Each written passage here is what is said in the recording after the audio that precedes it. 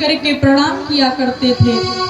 एक दिन की बात है, कुछ बच्चों युधिष्ठिर जी के परिहास के लिए एक गधे के ऊपर पीला पीताम्बर उड़ा दिया। उसी रास्ते से युधिष्ठिर जी गुजरे और पीले पीताम्बर को देख करके उनको दंडवत प्रणाम किया। जैसे युधिष्ठिर जी ने प्रणाम किया, बच्चों ने उस पीले पीताम्बर को हटा दिया और हंसने लगे। बोले, पागल, गधे को प्रणाम करते हो। युधिष्ठिर जी ने कहा, बच्चों, तुम्हें ये गधा दिखाई दे रहा है इसलिए तुम हंस रहे हो, मुझे तो इस गधे में भी गोविंद का स्वरूप दिख रहा है, इसीलिए मैं झुक करके प्रणाम किया। वास्तविक में बंधुओं, यदि हम गोस्वामी तुलसीदास जी की दृष्टि से देखें, क्या सिया राम मैं सब जग जानी, करहु प्रणाम जोरी जोग पानी। सिया राम मैं सब जग जानी, करहु प्रणाम जोरी जोग पानी। सिया राम मैं सब जग जानी, करहु प्रणाम जोरी जोग पानी। सिया राम मैं सब जग जानी, करहु प्रणाम जोरी। तुलसीदास जी कहते हैं, संसार की कण कण में हमें मेरे गोविंद के दर्शन होंगे। जब कण कण में मेरे गोविंद है तो क्या गधे में नहीं हो सकते? गधे में भी मेरे गोविंद का स्वरूप है। बंधुओं, उत्तानपाद राजा का विवाह सुनीति नाम की राजकुमारी से हुआ। विवाह के उपरांत कई वर्षों तक सुनीति को कोई संतान नहीं हुई। बंधुओं, सुनीति सद्गुणों पतिव्रता नारी थी। सुनीति किसे कहते हैं? जो सदैव शास्त्र की नीति पर चले वह सुनीति है। जो धर्म ग्रंथों में बताए गए मार्ग पर चले वो सुनीति है।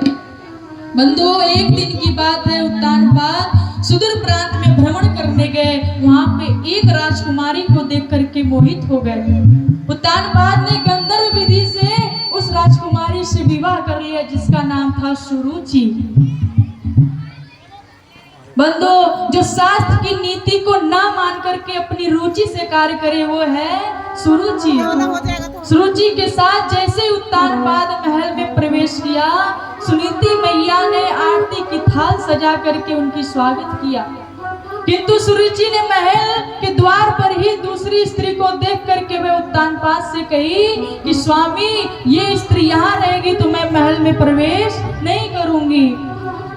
छोटी रानी सुरुचि के प्रति अधिक आकर्षण होने के कारण उत्तानपाद ने बड़ी रानी सुनीति को त्याग दिया। जिस समय महाराज ने सुनीति का त्याग किया था उस समय महारानी गर्भवती थी। सुनीति महल छोड़कर जंगल में पड़कुटी बना करके रहने लगी। माता सुनीति प्रातः ही उठ करके साधुओं की सेवा करती, उनके लिए प्रसाद बनाती और जो कुछ बच जाता वो प्रसाद के रूप में पा लेती थी।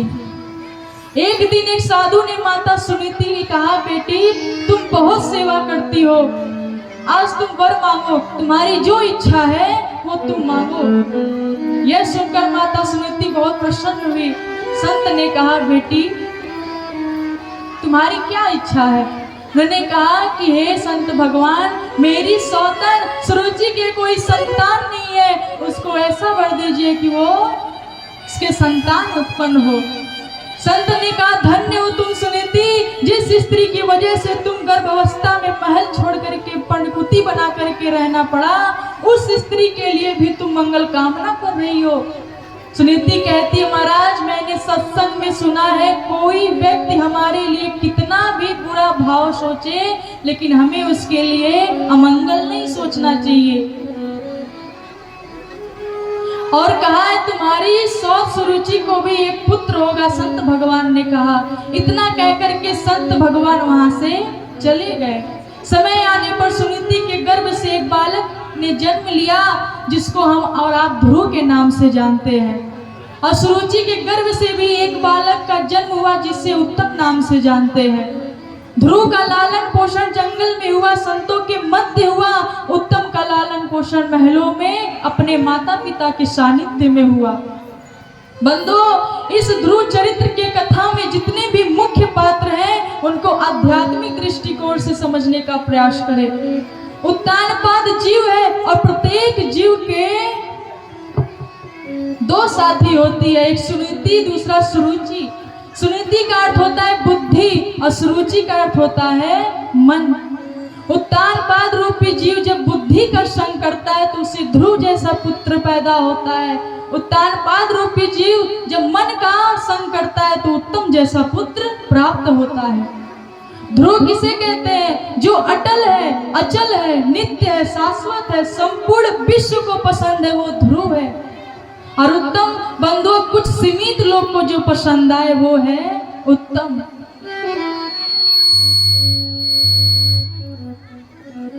यदि हम अपने मन की सुनेंगे तो हमें जो प्राप्त होगा जरूरी नहीं वो सभी को पसंद आए। प्रत्येक जीव को अपने मन की नहीं, बुद्धि की सुननी चाहिए। बंधुओं, मैत्री मुनि कहते हैं, विदुर जी धीरे धीरे ध्रुव जी बड़े हुए और अपने मित्र मंडली के साथ खेलने जाने लगे। एक दिन की बात है, ध्रुव जी अपने मित्र मंडली में खेलने गए तो मित्र लोग बोले, मैं तुम्हें नहीं खिलाऊंगा जब तक तुम अपने पिता का नाम नहीं बताओगे। ध्रुव जी के सखा मना कर दिए खेलने से। छोटे से ध्रुव जी रोते रोते अपनी माता के पास आकर के कहते हैं, माँ मुझे बताओ ना मेरा पिता कौन है, किसने मुझे जन्म दिया और वो अभी तक मुझसे मिलने क्यों नहीं आए। माँ मेरे सखाओं के पिता उन्हें विद्यालय छोड़ने जाते हैं, विद्यालय से ले आते हैं, उनके साथ खेला करते हैं। अभी तक तो माँ मेरा विद्यालय में भी प्रवेश नहीं हुआ। माँ मेरे पिता दिखने में कैसे हैं? मैंने उन्हें कभी देखा नहीं, वो कहाँ रहते हैं। माँ मेरी माँ का क्या अपराध था जो मेरे पिता ने गर्भावस्था में ही मेरी माँ को महल से निकाल दिया। 4.5 वर्ष के बालक के मुख से इतना प्रश्न सुनकर के सुनीति जी की धड़कन तेज हो गई और आंखों से अश्रु बहने लगे। माँ बोली, बेटा तुम्हारे पिता ने हमें नहीं छोड़ा, हम तपस्या करने के लिए वन में आए हुए हैं। तपस्या एकांत में किया जा सकता है, तपस्या पूर्ण होते ही तुम्हारे पिता हमें लेने आएंगे। ध्रुव जी कहते, नहीं माँ मुझे बताओ पिताजी कहाँ रहते हैं, उनसे मिलने जाऊंगा। उंगली से इशारा करते हुए माँ कहती है, जो महल दिखाई दे रहा है उसी में तुम्हारे पिता रहते हैं। ध्रुव जी कहते हैं, माँ मुझे तैयार कर दो, मैं अपने पिताजी से मिलने जाऊंगा। बंधुओं, सुनीति बहुत गरीब थी, उसके पास उतना भी धन नहीं था कि ध्रुव महाराज को एक वस्त्र दिला सके। अपनी साड़ी को माँ फाड़ती है, किसी तरह ध्रुव जी के वस्त्र बनाती है, जटा बनाती है और सुंदर फूलों से श्रृंगार करती है। ध्रुव जी महाराज चलते, सुनीति मैया अंदर ही अंदर कहती है, हे भगवान मेरे बालक की रक्षा करना, ये अबोध है, अगर इसे कोई तिरस्कार किया तो बालक सहन नहीं कर पाएगा। छोटे से ध्रुव महाराज राजमहल के समीप पहुंचे। वहां उपस्थित हजारों दास दासियां ने देखा कोई ऋषि कुमार आ रहे हैं। ध्रुव जी के चेहरे पर इतना तेज था कि वह भी उन्हें देखते रह जाएं। सभी ध्रुव जी को गोदी में उठाकर खिलाना चाहते थे, लेकिन सुरुचि के डर से कि कोई समीप आने की चेष्टा नहीं किया। ध्रुव जी महल में प्रवेश करके वहां पहुंचते जहां राजा उत्तानपाद बैठे थे। ध्रुव जी जब अपने पिता के सम्मुख पहुंचे तो उन्हें देखा, एकदा सुरुचे पुत्र मकम मारो पिलालयं उत्तमं नारुच्छतं ध्रुवं राजव्यनंदत। उनके पिता उत्तानपाद उनकी सौतेली माँ के पुत्र को गोद में बैठा करके खिला रहे थे। पिता ध्रुव महाराज कहने लगे, पिताजी मुझे भी अपनी गोद में बिठा लो, मुझे भी प्रेम करिए ना। उत्तानपाद ने देखा सुनीति का पुत्र मेरा बेटा, उनके हृदय में प्रेम उमड़ पड़ा। वे ध्रुव जी को देख करके ऐसा अनुभव करते जैसे उनके सामने कोई बहुत तपस्वी ऋषि कुमार खड़ा हो। वे उसे प्रणाम करना चाहते थे, इतने में ध्रुव जी के पिताजी कहते में चरण में लौट जाते हैं। राजा ने ध्रुव को उठाया। आज ध्रुव के पिता ने उन्हें पहली बार स्पर्श किया था। जैसे वो गोद में बैठाने गए तब तक सुरुचि मैया आ गई। और ध्रुव जी को धक्का दे करके गिरा देती है। सुरुचि मैया कहती, बच्चे तू इस सिंहासन पर बैठने का अधिकारी नहीं है। ध्रुव जी कहते हैं, क्यों माँ, मेरी क्या गलती है, क्या महाराज मेरे पिताजी नहीं है? सुरुचि कहती है, महाराज तुम्हारे पिताजी हैं, तो क्यों माँ, क्यों नहीं बैठ सकता मैं? तब सुरुचि कहती है, चल रे अभागे हट तू,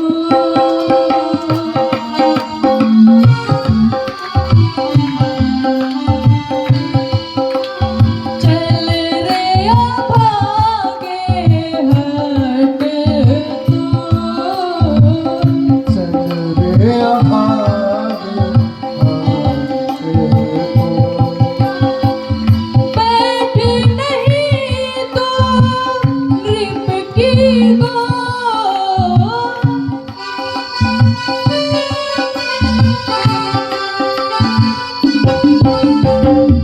चल रे अभागे हट तू।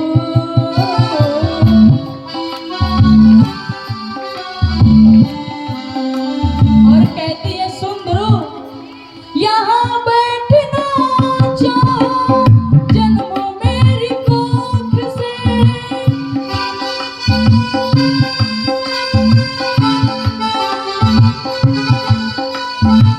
यहाँ बैठना चाहो जन्मों मेरी कोख से, चल रे अभागे हट तू।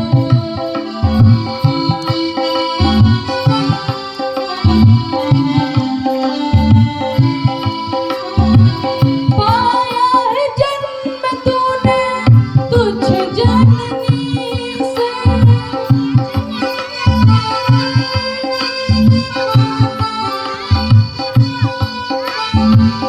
पाया है जन्म तूने तुझ जननी से, खोया अधिकार तूने इसी दोष से, अधिकार तोने किसी दोस्त। ध्रुव सिंहासन पर बैठने के लिए रानी का बेटा होना आवश्यक है, और तुम तो मेरी कोख से जन्म नहीं लिया है, इसलिए तू सिंहासन पर बैठ नहीं सकता। तू तो तुच्छ जननी के गर्भ से जन्म लिया है। अगर तुझे राम सिंहासन की इच्छा है तो तपस्याराध्य पुरुषम तस्वानुगृहेण में गर्भे त्वं साध्यात्मनम यद्यसेन्द्रिप भाषणम।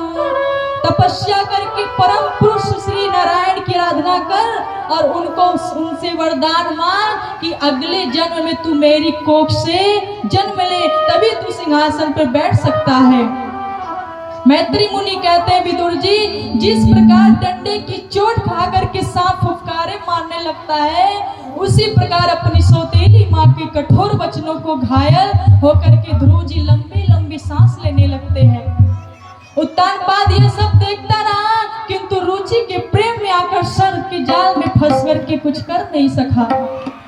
ध्रुव जी ने देखा कि उनका छोटा भाई उत्तम एक किनारे खड़ा है। इतने में उत्तम उत्तम कह के ध्रुव जी गले मिलने गए। तब तक सुरुचि कहती है, उत्तम अंदर जाओ। माता के मुख से कटु वचनों को सुन करके ध्रुव जी रोते रोते अपनी माँ सुनीति के पास जाते हैं। ध्रुव के दोनों होठों फड़क रहे थे और सिसक सिसक के रो रहे थे। सुनीति ने ध्रुव को गोद में उठाया। ध्रुव जी ने रोते रोते अपनी माता सुनीति से कहा, वो तो अपने पिता से मिलने गया था माँ, लेकिन मेरी छोटी माँ ने मुझे मिलने नहीं दिया और मुझे धक्के दे करके गिरा दी। सुनीति ने जैसे ही सुना कि मेरे बेटे का तिरस्कार हुआ, मैया के नेत्र सजल हो गए, रोने लगी। मैया कही, तेरे पिता ने कुछ नहीं किया? ध्रुव जी कहते हैं, मैया की बातें बीस भरी थी, मैया की बातें बीस भरी थी, मैया की बातें बीस भरी थी, मैया की बात देश हरि के। रहे पिता भी माने रे मैया,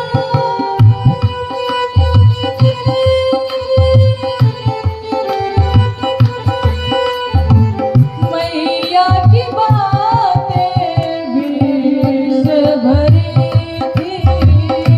मैया की बात देश हरि के। अब तू ही माता बता दे मुझे,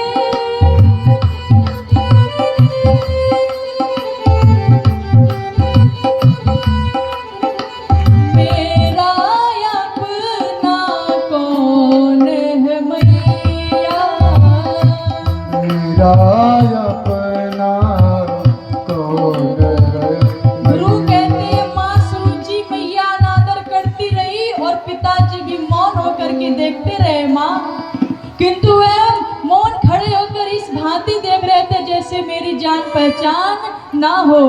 ध्रुव जी कहते हैं माँ सुरुचि ने आपके प्रति बहुत कटु वचन बोले, उनके वे शब्द मेरे कानों में अभी तक गूंज रहे हैं। सुनीति ने जब यह शब्द सुना उसकी बात टूट गई सहन की। शोध की बातें याद आने से उसके कमल सिर के नेत्र में आंसू की धारा बहने लगी। गहरी सांस लेकर सुनीति ने ध्रुव से कहा, बेटा तू दूसरे के लिए किसी प्रकार की अमंगल की कामना मत कर। मां मंगलम तात परिशु मन सथा भुड़कते जनो यत पर दुख ददस्तर। बेटा जो मनुष्य दूसरों के लिए किसी प्रकार के अमंगल की कामना करता है भगवान उसका अमंगल कर देते हैं। जो मनुष्य दूसरों को दुख देता है उसे स्वयं उसका फल भोगना पड़ता है। सत्यम सुरचाभेतम भवान में यद दुर्भाग्य उदरे गृहते। सुनीति कहती है पुत्र सुरुचि ने जो कुछ भी कहा ठीक कहा, क्योंकि महाराज तो मुझे पत्नी स्वीकार किया, दासी भी स्वीकार करने में उन्हें लज्जा आती है। ध्रुव जी कहते हैं माँ क्या उत्तानपाद मेरे पिता नहीं है।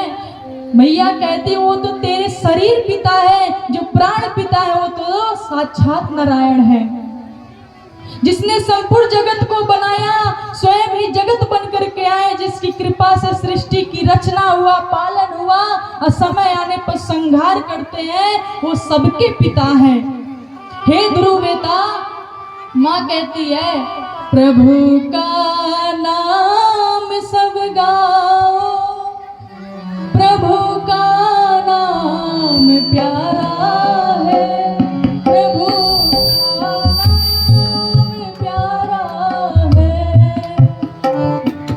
नाम सब गाओ, प्रभु का नाम प्यारा है, प्रभु का नाम प्यारा है।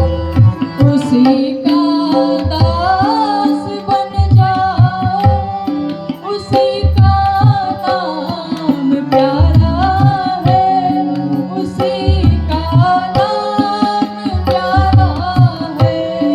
उसी का दास बन जाओ, उसी का नाम प्यारा है, उसी का नाम प्यारा है। प्रभु का नाम सब गाओ, प्रभु का नाम प्यारा है, प्रभु का नाम प्यारा है।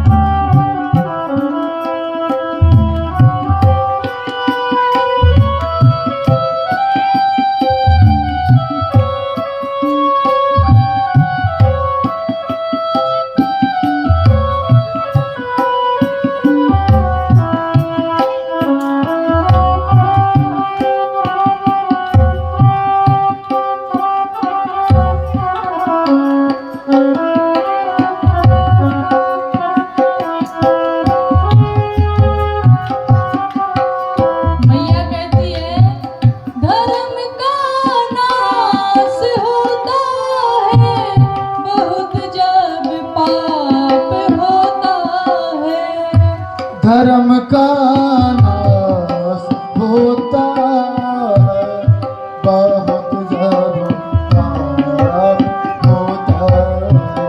धर्म का नाश होता है, बहुत जब पाप होता है। धर्म का नाश होता है, बहुत जब पाप होता है। वो उसका नाश करने को वही धरती पर आता है। वो उसका नाश करने को वही धरती पे आता है। उसे इंसान में पाओ, उसी का नाम प्यारा है, उसी का नाम प्यारा है।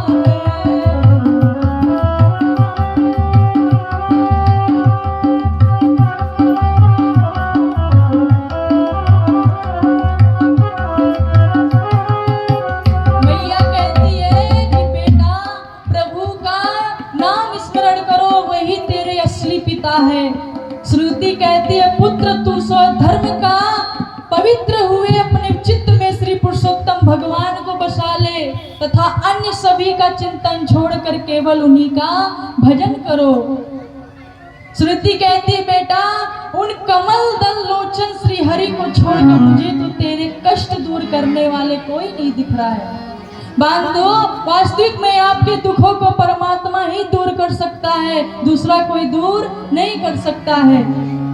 दूसरे को बताओगे तो जग हंसाई होगी और ठाकुर जी के सामने रहोगे, गुरुदेव के सामने रहोगे तो सच्चा मार्ग बताएंगे गुरुदेव और भगवान दुख कष्टों को दूर करेंगे। माता कहती है कि हे बेटा तुम जाओ और भगवान श्री हरि की तपस्या करो, भगवान अवश्य आएंगे तुमसे मिलने के लिए।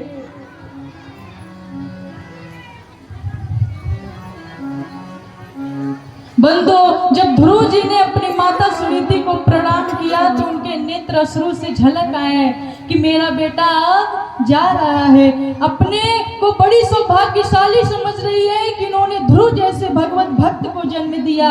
इसी बात को गोस्वामी जी लिखते हैं पुत्रवती जुबती जग सोई रघुपति भगत जासु सुत होई।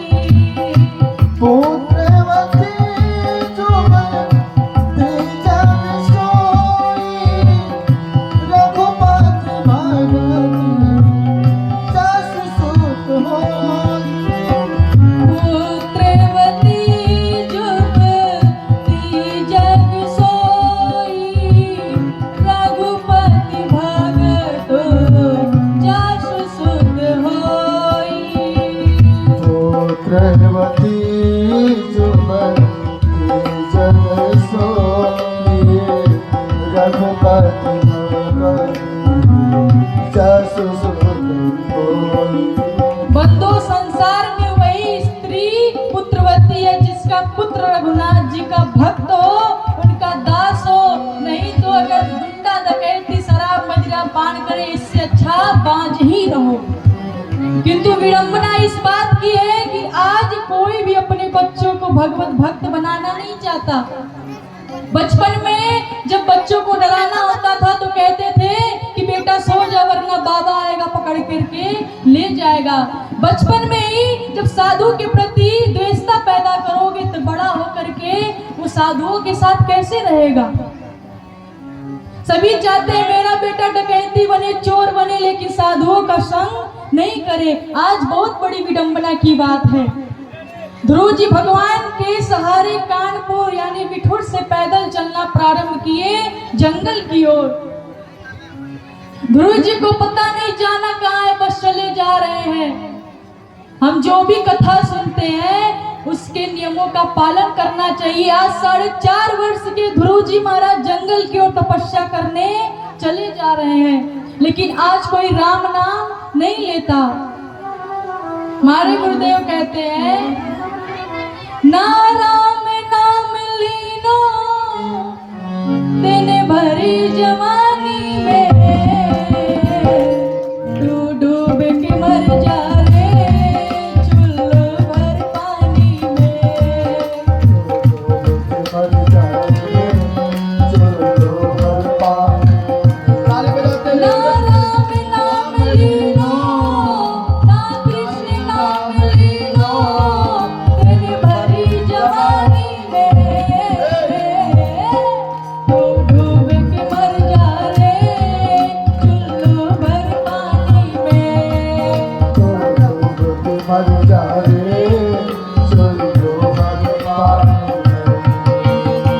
दोनों हाथ ऊपर करके मीठे मीठे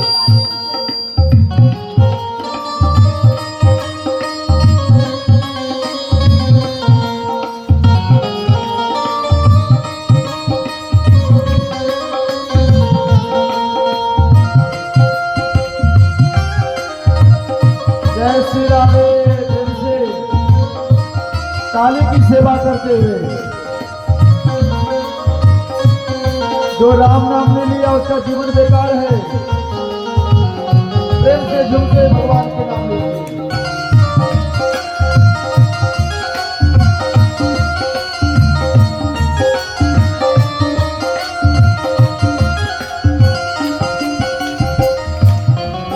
क्या लायो आटी में मिल जाए वो माटी में।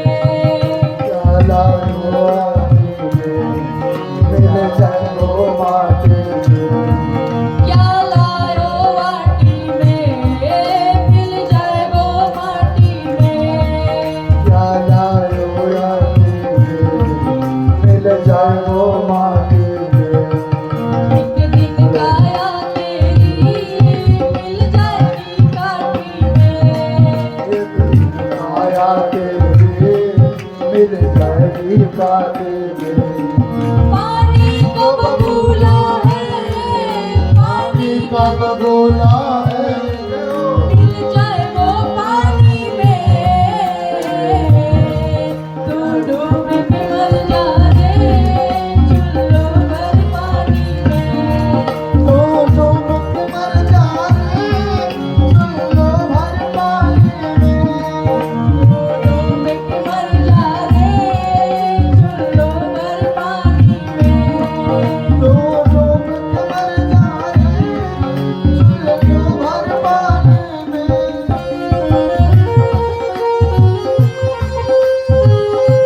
जय श्री राधे। प्रेम से ताली की सेवा करते हुए।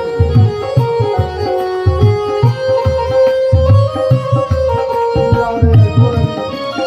दोनों हाथ ऊपर करके मीठी मीठी ताली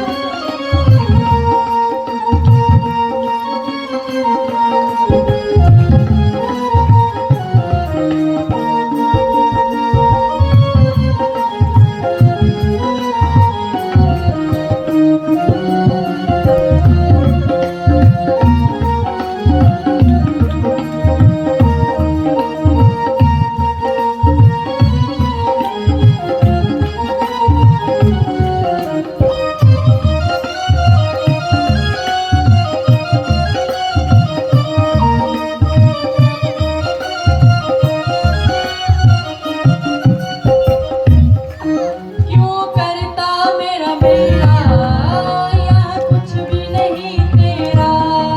क्यों करता मेरा मेरा यहाँ कुछ भी नहीं तेरा। क्यों करता मेरा मेरा यहाँ कुछ भी नहीं तेरा। क्यों करता मेरा मेरा यहाँ कुछ भी नहीं तेरा। एक दिन होगा भैया तेरा मरघट में डेरा। एक दिन होगा भैया तेरा मरघट पे तेरा। कछु कमाई के ले जा रे छुप मार ले जा रे ऐसी जिंदगानी में, डूब के मर जा रे चुल्लू भर पानी में।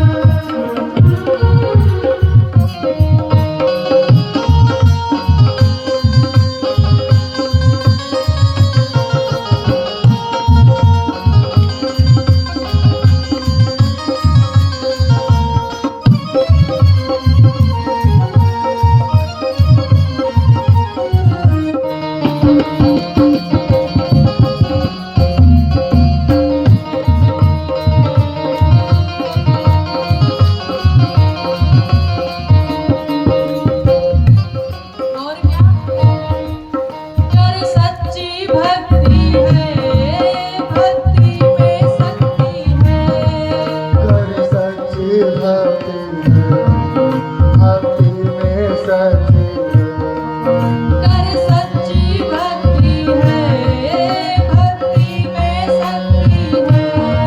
कर सच्ची भक्ति है, भक्ति में शक्ति है। या भक्ति से भैया मिल जाएगी मुक्ति है। यह भक्ति से भैया मिल जाएगी मुक्ति है। दिन वालापन खोयो, दिन वालापन खोयो, आना कानी में डूब के मर जा रे,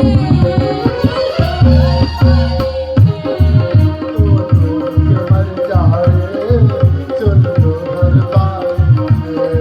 डूब के मर जा रे चुल्लू भर पानी में। मर जा रे चलो हर बारी बोलिए वृंदावन बिहारी लाल की। जो भक्ति नहीं करता उसे चुल्लू भर पानी में डूब मरना चाहिए। हर एक सनातनी को भक्ति करनी चाहिए, लेकिन आज बहुत विडंबना है, कोई राम जी को नहीं मानता, कृष्ण जी को नहीं मानता, उसके लिए तो चुल्लू भर पानी भी ज्यादा है। ध्रुव जी महाराज चलते जा रहे हैं, लेकिन उन्हें पता नहीं है जाना कहाँ है। बंधुओं, जो गोविंद के लिए अपना घर छोड़ते हैं, गोविंद स्वयं उसकी सारी व्यवस्था करते हैं। ध्रुव जी महाराज जंगल की ओर चले जा रहे हैं, किंतु यह ज्ञात नहीं भगवान की प्राप्ति होगी कैसे, भगवान की प्राप्ति कैसे करे, ये तो कोई गुरु ही बता सकता है। गुरु बिन भव निधि तरई न कोई, जो विरंच शंकर सब होई। बंधु, बिना गुरु के गोविंद नहीं मिलते, और बिना गोविंद के गुरु नहीं मिलते। राम कृष्ण को बड़ो तीनों भी गुरु कीन, तीन लोक के नायक गुरु आगे आधीन। राम कृष्ण भी अवतार लेकर आए तो उन्हें गुरु का आश्रय लेना पड़ा। बंदो, जब भगवान को इस पृथ्वी पर मनुष्य रूप धारण करके आना पड़ा, गुरुदेव का आश्रय लेना पड़ा, तो घर में प्रत्येक व्यक्ति को अपने गुरु बनाना चाहिए। ये हमेशा देखना चाहिए कि बिना दीक्षित के कोई ना रह सके, सबको दीक्षा दिलाओ, क्योंकि एक गुरु ही है जो सच्चा मार्ग बता सकता है। बंधुओं, कहा जाता है, जय हो जय हो। ठाकुर जी के चरणों में 500 रुपये की